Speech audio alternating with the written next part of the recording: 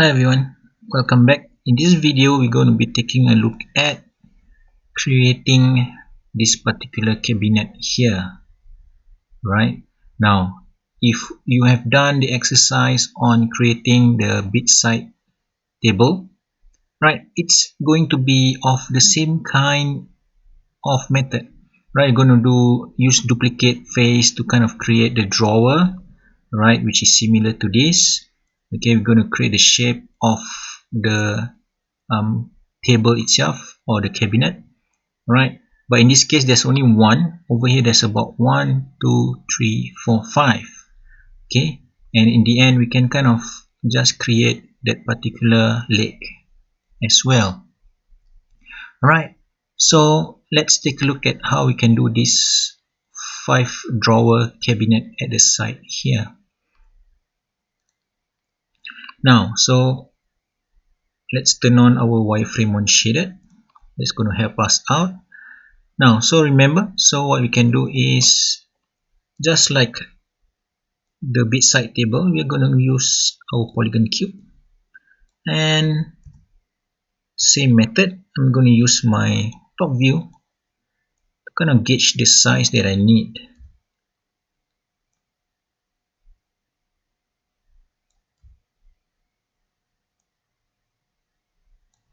Alright, if we take a look at the CA objective, there's a little bit of a gap here.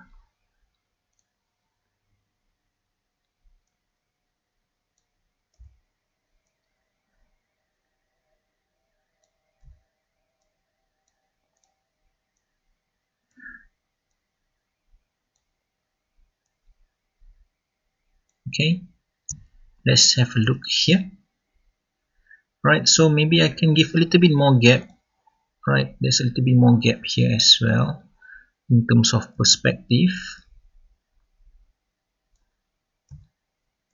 Let's go back to the top view. Let's place it against the wall.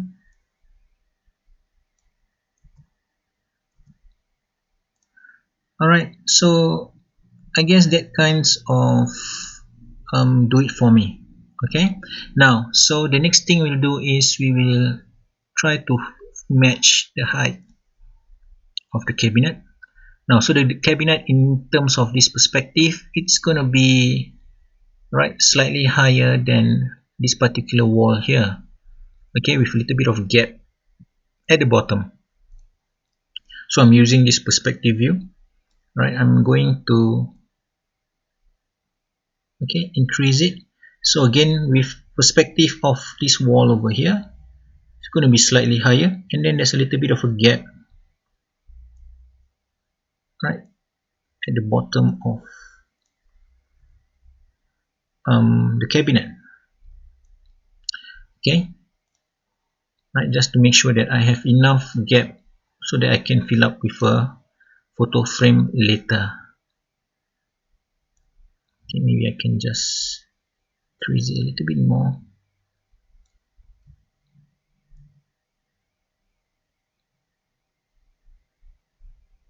Okay, maybe let's move things around, have a look.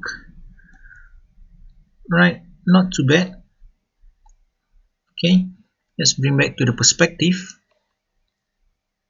Right, this is my perspective view. Okay, and I also have to make sure that I have enough space to kind of create this as well. Now, with this I can kind of see that I can actually make my cabinet a little bit more wider.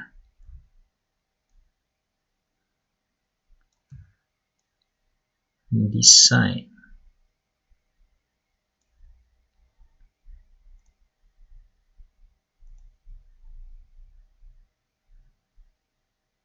Okay, I think I have a little bit more room for height.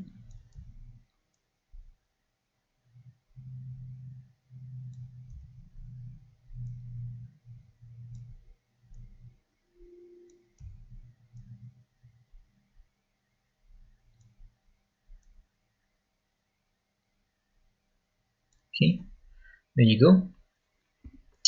Now, so with this, right, I have this particular cabinet that I'm going to work on. Okay, and if you can see from here, okay, actually it looks a little bit tall. Maybe what I need to do is, right, just make it a bit taller.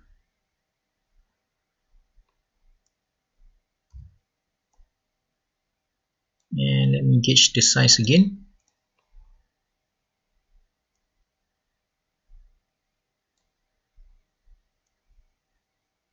Alright, not too bad. Okay, now it looks a bit more proper. Okay.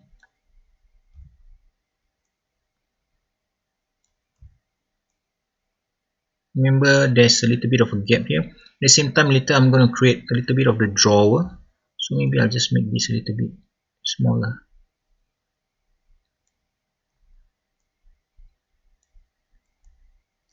Okay, into that. Now, so with this, okay, if we are to plan for 1, 2, 3, 4, 5 faces, okay, so we need to start to do the subdivision. Now in this case, let's try where is the division. Okay, not this one, right? The height, right? That's the height that we're talking about. Okay, so now we have 1, 2, 3, 4, 5, 6. Oh, that's too much. Okay, let's bring back to 5. 1, 2, 3, 4, 5. There you go. Alright, so I have 5 faces. Now, I will need to create over here as well subdivision width. We need about 2. Okay, remember we're going to create that corner faces for the legs, right? And for the subdivision depth, we are going to have 2 as well. Okay, now I'm going to show you what I'm going to plan here first. Let's isolate this object. Alright, so I'm just going to right click edge. I'm going to double click this edge, right, so that it goes all around.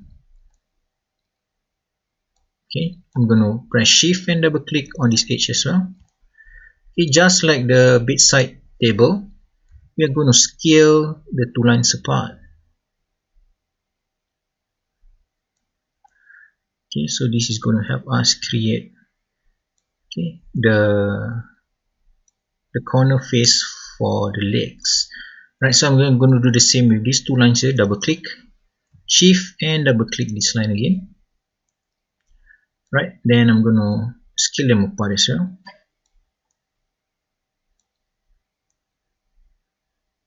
Okay, so I'm just going to gauge a square face in the corner. Right, and there you go. Okay, so more or less I have this done with. Alright, now, so what I can do is I can actually kind of start to create the legs. Okay, I can just select these 4 faces at the bottom. Okay, let's bring back everything else so that I can see the floor. And let's extrude. Okay, you just need to pull out, and there you go. Okay, just make sure you intersect with the floor for a bit. Alright, there you have it. Okay, so the base shape of it, okay, it's more or less done. Alright, so now let's isolate it. So I'm going to create the drawer. Right, in this case I have to create a line. Okay, so maybe what we do is let's select the faces first. I'm going to select all the front face.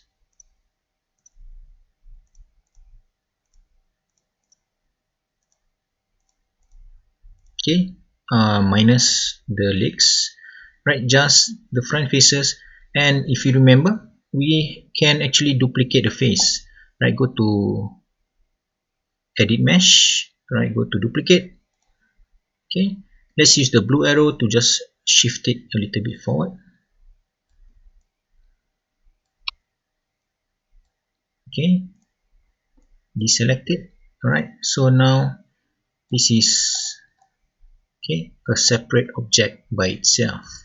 Now remember, if you want to bring the pivot point to the middle of this object, you just need to go to modify center pivot.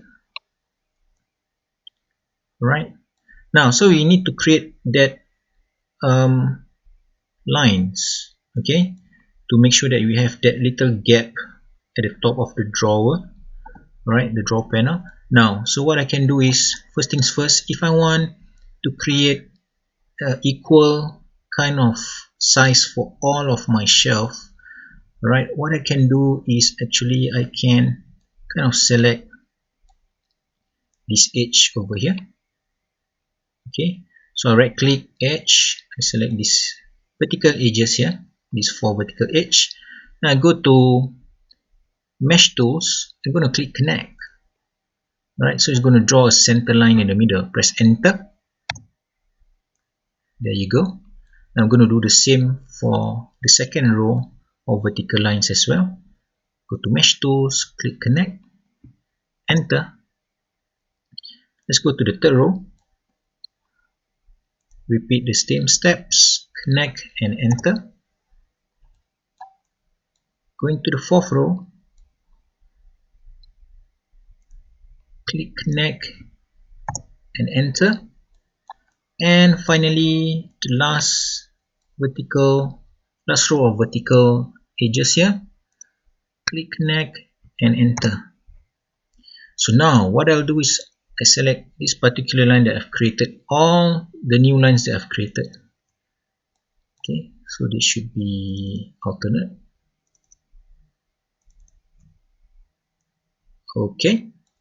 Right, so these are all the new lines that we just created with the connect tool. Now let's shift it up together. So when you shift it up together, right, that is where you can kind of create equal size over here, right? That's the cool thing, right? Now, so what we'll do, we are just going to select these faces and we're going to delete.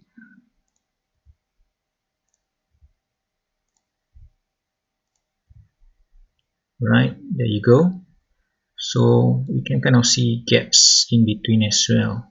Now then what we do is we're going to select all these faces, so we can just double click it. You're going to select all the faces here that's remaining, and we're going to click on the extrude button. Right, so let's extrude it to create that thickness for our drawer.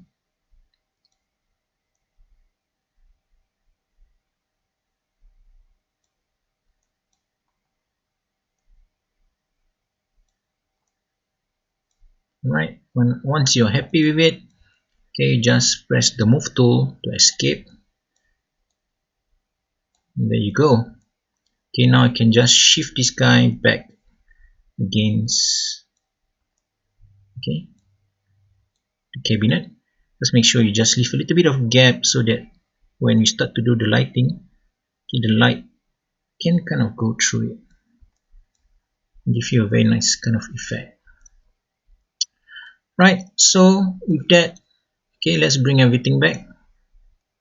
Let's go back to our bookmark camera, and with that I can just finish create the cabinet in the corner. So let's have a comparison. So it's a simple cabinet. Alright, so there you go. So what you can do for the other cabinet is repeat exactly the same steps, but instead of having 5 faces in between, 5 subdivision faces, you just need 1, 2 and 3. Alright, now have a go at creating this cabinet, and at the same time create the shorter cabinet as well.